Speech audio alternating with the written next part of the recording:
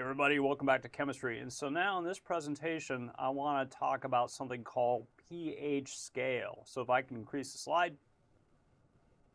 So the pH scale is a scale that tells you how acidic a solution is. And so here we have a chart here which gives us here different kinds of solutions you can have and that they vary in acidity. And basically as you go down the chart, they become less and less acidic. So for example, you probably know that battery acid is very acidic, right?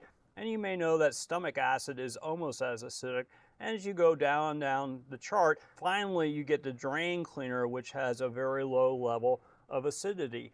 So here we know for these solutions that they have particular concentrations of hydronium in them. So for example, battery acid has about a hydronium concentration of 1 molar, for example. And stomach acid is approximately what? It looks like it's going to be here, this value here, which is 1 times 10 to the negative 1 molar, and so on. So lemon juice would be, I don't know, about here, which is 1 times 10 to the negative 2 molar. So again, you can see as you go down this chart here, the solutions have less and less hydronium concentration. So a quick way that we can sort of understand the acidity of a solution is by relating hydronium to a value of pH. So let me show you how that's done. So for example, stomach acid, as I told you, has a hydronium concentration here of 1 times 10 to the negative 1 molar. So the pH value for that is just here taking the exponent, which is negative 1, and switching the sign to positive 1, and then that's the pH value. So stomach acid has a hydronium concentration of 1 times 10 to the negative 1. It has a pH of 1. So how about lemon juice? Well, here lemon juice has 1/10 the concentration of hydronium that you find in stomach acid. Its concentration is 1 times 10 to the negative 2. And so here you can just again look at this exponent here, which is negative 2, and then you just drop the sign, and then that tells you the pH, which is a value of 2. So you can keep going down. So my favorite here is black coffee. I drink a lot of coffee. So here, black coffee has a little bit of acid in it. It's 1 times 10 to the negative 5 molar. And so you might want to know if you have black coffee, which has a hydronium concentration of 1 times 10 to the negative 5, what would be the pH value? Again, you take this exponent, which is negative 5, and you just drop the sign and you get a pH of 5. Okay, so all these solutions I talked about are relatively acidic. So let me just point out down here we have pure water, and you might remember pure water has no extra acid, no extra hydronium, and no extra base, no extra hydroxide added to it. And when you have pure water, you have a hydronium concentration of 1 times 10 to the negative 7 molar, and you probably know that you have a hydroxide concentration of 1 times 10 to the negative 7 molar. So these other solutions I was talking about that were more acidic, what you can sort of see is because pure water has a hydronium 1 times 10 to the negative 7, its pH is going to be 7. The solutions that are more acidic will have more hydronium in them, and so they have less value of pH. And the pH value gets less and less and less the more acidic it is.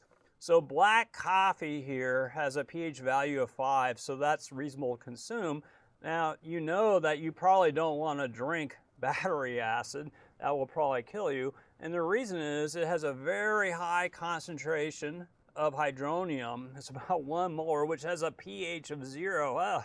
So you don't want to drink that. And so again, when you have pH value numbers which are less than 7, these correspond to acidic solutions. Now, we can keep going down this chart. It could be that you'll have solutions that have less hydronium here than pure water. So again, pure water has 1 times 10 to the negative 7.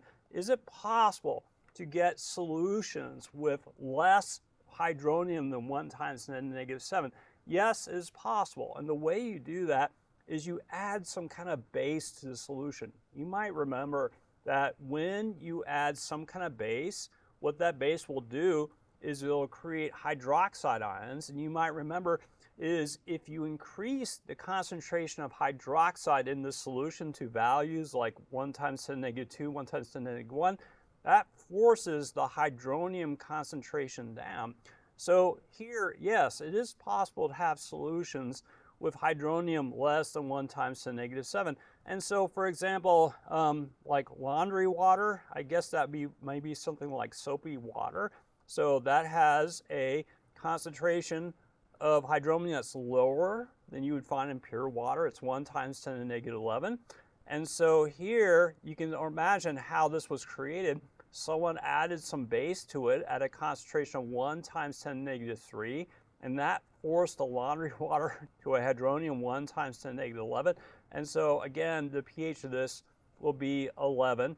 And then if you go down the drain cleaner, so again, it's hard to imagine how you could remove hydronium from a solution to get down to this very low level of hydronium. But the way you do it is if you have drain cleaner, what you do is you put in a ton of hydroxide in the water. The hydroxide is so concentrated here that its concentration will be 1 mole. And so if you have tons of hydroxide in the water, that will force down the hydronium concentration down to 1 times 10 to the negative 14. And this will have a pH of 14. So you probably know you don't want to drink drain cleaner. And the reason is it's not so much the problem with any kind of acid in the drain cleaner, which is a very low amount, 1 times 10 to the negative 14. The problem is with the high concentration of base of hydroxide, it's around 1 molar, and that will eat through your tissue and kill your cells. You don't want to expose your cells to drain cleaner, which has 1 molar hydroxide in it and has a pH of 14. So again, you might have noticed here that as we went down here, this chart, from neutral here, the hydronium concentration is getting less and less and less, but the pH numerical value is getting greater and greater and greater, and so these are basic solutions. Another thing you may be asked somewhere is what pOH is, and so let me explain that really quickly. So let's think about how we kind of calculated pH. What we did is we took, say, stomach acid, which has a concentration of hydronium, which is 1 times 10 to the negative 1. We took this negative 1, we dropped the negative sign, and we get a pH value of 1. So here, you can do the same thing for hydroxide concentrations. So when you have stomach acid here, you have hydronium concentration 1 times 10 to the negative 1. Now, you can imagine here the hydroxide is going to be pretty low. And so here the hydroxide will be 1 times 10 to the negative 13. And so what we can do is we can take the exponent here from this hydroxide concentration, which is negative 13, drop the sign, and then here that number is 13.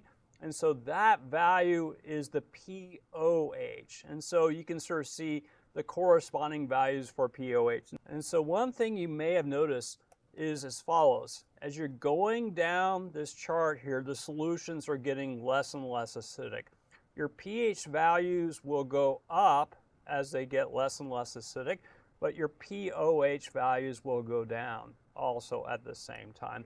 So here I have another chart of the pH scale. So this is just a little bit more extended. So here we have here a pH of 1, which again maybe corresponds to stomach acid, but you can have things more acidic than that.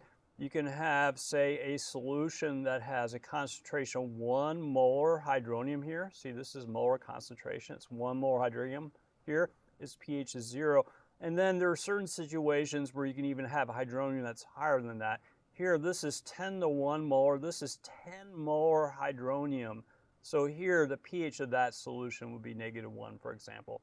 So in the next presentation, we'll spend some time figuring out how to take a hydronium concentration and get a pH out of it. But basically what you'll see is the pH value will be equal to negative logarithm times the hydronium concentration.